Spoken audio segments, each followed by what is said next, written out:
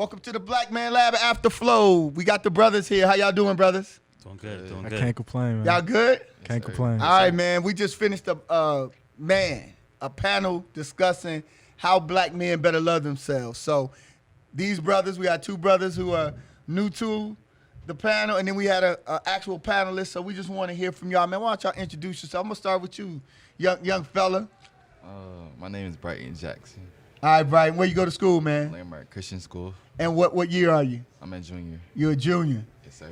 And y'all, Black Man Lab World. I remember when this brother was a little guy, man, and he's, stretched out on us. So, your first time at the Black Man Lab? Yes, sir. What did you feel? Speak it to the mic for him. Let him know. I didn't know how to feel, honestly. Like, it's a lot. But, made me feel welcome, so. You felt, I felt at the welcome. very least, you felt welcome. Yes, sir. We received that. It's a lot of information from a lot of different perspectives. Tonight was kind of wild. Yeah. So, what's up, bro? How you doing, man? Man, I can't complain, man. I just want to say thank y'all for this opportunity to be able to come here and hear everybody, the perspectives, the laughters, just the in-depth thoughts that y'all brought. It was really dope. And my name is Juan. I was just about to say yourself. Cool. Yeah, most definitely. You in school? You work? What's Yes, sir. I'm actually in school right now at Georgia State. I do film, screenwrite, direct, and I'm also an artist. And I also do a little teaching on the side. I teach at Brown Middle School, try to teach a little bit of film and whatnot. Hey, man, that's what's up. How old are you? You do a whole lot, man. I'm 21, man. 21, doing all of that, bro. It's day by day. I feel you. That's good, man. most definitely. We appreciate you. Appreciate you I being appreciate in the space. y'all. Yeah, for sure. All right, my brother. You were on the panel. What was that like? It was good. It was good. There was a lot of professionals on the panel. The information that they shared was amazing. You got to introduce yourself now. First of all, my name is Lamar Walker. I'm a licensed professional counselor in Lawrenceville, Georgia. The name of my practice is Mindful Works Counseling Services. Mindful Works Counseling Services. Counseling Service. Yes. Man, we appreciate you. Dr. Charlie McAdoo got you to us. Oh yeah, he made the connect. That's my frat brother. Shout out to Phi Beta Sigma Fraternity Incorporated. We had everybody. Oh look. Now you got Keith behind you with the go. Look, go ahead. Out. There it is. Go ahead. And see, he didn't do that when the Kappas was on. No sound effects. He just started. Of course not. Yeah. Brother. So tonight we were talking about love, and this really the subject was birthed out of a conversation with young brothers. 2 sessions ago, we had a panel of young brothers, and one of them asked the question, teach us how to love, right? And so he went a little further. He said, starting with loving ourselves. This is a 17-year-old senior at Westlake who raised that to us.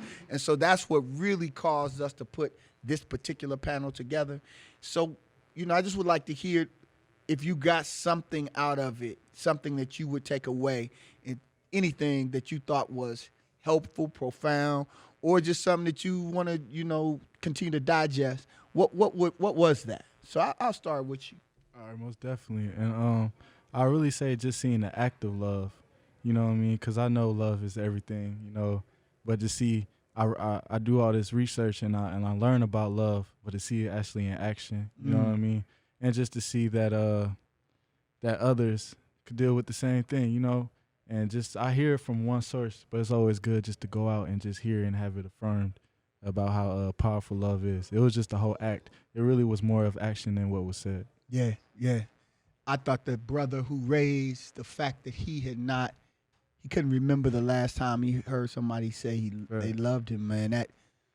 That shook me a little bit. And it broke me down because, like I said, relating. Because I have, my stepfather, and I'm able to always take back and look like, man, he was just raised in a different time. You know what I mean? Right. I look at people's backgrounds and I see and I can understand.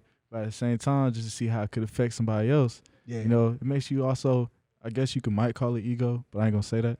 Right. I'm saying it makes you look at yourself. You know what I mean? And just, I don't really know how to explain it, but it's yeah. you explaining it? You're explaining it, bro. Because the thing for me, I guess, in hearing that is that I guess we got what they were able to give, right? You may have gotten all your stepfather had, I know, and it looks different, you know. So I feel you. I feel you. What's up, brother? What did you get out of the experience, or is there anything that stuck out to you that you would share with your classmates when you go to school, or just you know, when you ride back with your dad in the car? What will you talk about? We talk about school. We talk about like study habits, time management stuff. You gotta love what you do. You gotta love deeply and stuff like that. And tonight, when you had that conversation about the experience tonight, what will stick out in your mind about this experience that you would want to share? Me being able to come here and being comfortable around all my type of color, because, you know, at Landmark, I go to an all-white school, so it's not every day that I get to hang around a black person and, like, talk to them or, you know, be around them and, like, stand out and compare with them and stuff. Yeah. Yeah. And that you know, is an interesting dynamic, because I think as parents, we're always trying to put you all in the best educational setting, and sometimes that has you away from your peers, your black peers, and so we got to have spaces that you can come into and connect, and that's just what this is. You know, you don't have to put on just be you, my brother. What did you feel was an important piece of the conversation tonight, and even from the questions that were asked by some of the younger brothers? There was a lot. One of the questions where the brother was asking, do you ever stop developing and growing? That was deep in itself. Also, just the practice of how do you start loving yourself, or what do you do to love yourself?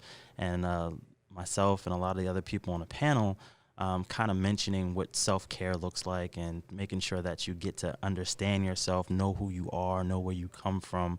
Also, the piece that who you are is not necessarily the things outside of yourself. So, you know, it's not your title, it's not your job, it's not your car. So all of those things, in essence, coming together and giving everybody a sense of understanding that loving yourself is important was definitely monumental. Yeah, yeah, and I guess to hear you all as professionals, you know, you all, many of you were. This is what you do. You talk to people about their feelings, about themselves, and to hear some of the insight. And then to see people who I thought were, you know, practitioners. You know what I mean? People who didn't necessarily go to school for counseling, but they're learning, and they've learned how to do things that were healthy for them, and loving for them. So I just appreciated the diversity of the folks that were up there and the perspectives that were shared. Oh yeah, there's a lot of deep conversations. It was very deep. Yeah. You know, talking about the cosmos outside and inside, and reaching out to that and developing that. It was pretty deep. Well, what's interesting too, I think, and what we have to look at is that some of the things that were being raised is contrary to what America says love is, and where you get your feeling, you know, because it's like money. Yeah. It's everything you can get from the outside. It's every title you can wear. You know, people get mad. Hey, man, my name is attorney so-and-so, so-and-so. You know, your name is your name. Yeah. That's your title. Yeah, You did? yeah. So, you know, it's just interesting that a lot of what was said is really contrary to the programming that we get on the daily.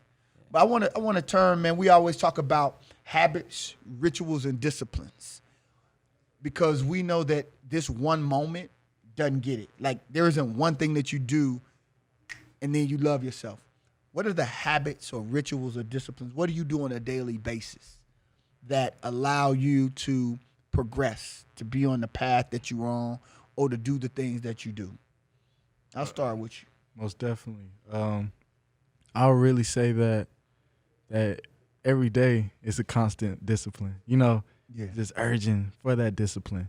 But one, I'll be thankful that I'm conscious that I need discipline, because I could be not conscious that I need discipline. Right. You know what I mean? But I'm conscious that I have to strive for discipline and habits, and how me building successful habits can evolve into to things that could flourish that I could never imagine, but I could imagine it because I thought of it. But yeah, but just to say that is just right now I was watching this documentary and he said something about a gratitude crystal, and me, I just found a rock, but to me it's a crystal. You know what I mean? Right. I found it like on the side of my lake, and ever since then, you know, I just wake up and I affirm to it, and I keep saying, "This is what you're gonna be." You know what I mean? This is what you are. You know what I mean? So you do affirmations. Yeah. You do affirmations and acknowledge what you're grateful for every day. And also acknowledge my ancestors. Yeah. Because they're the ones who's looking out for me.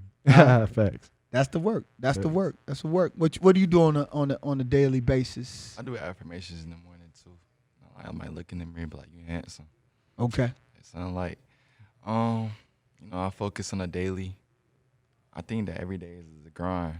So you have a plan. Yeah, I have a plan. You got a list. You check them off, or do you do it on your phone? Do it on my phone. Okay, I'm a check off dude. I like that paper. Like, got checklist. Got him, that checklist. But it's just like I said, discipline day to day. It's like them instant gratifications, like what y'all talk about. Yeah. And I'll be finding myself like just wanting instant gratifications. Yeah, you want it right now. I want it right then. And man, that's one of the things we talk about in terms of patience and persistence, you know, because you may not be ready for what you want right now, you know, and that's hard. That's hard to accept because everybody want to blow up. You want to blow up right now. But if you blew up, could you handle it? You dig? And that's one of the challenges, you know, even, man, I'm 50 and I'm still like, I don't know if I'm ready for that yet. I don't want to, you know, y'all find me somewhere I ain't supposed to be. All right. Well, habits, rituals, and disciplines. You know, this path that you've taken. Well, mentally, I make sure that I do affirmations.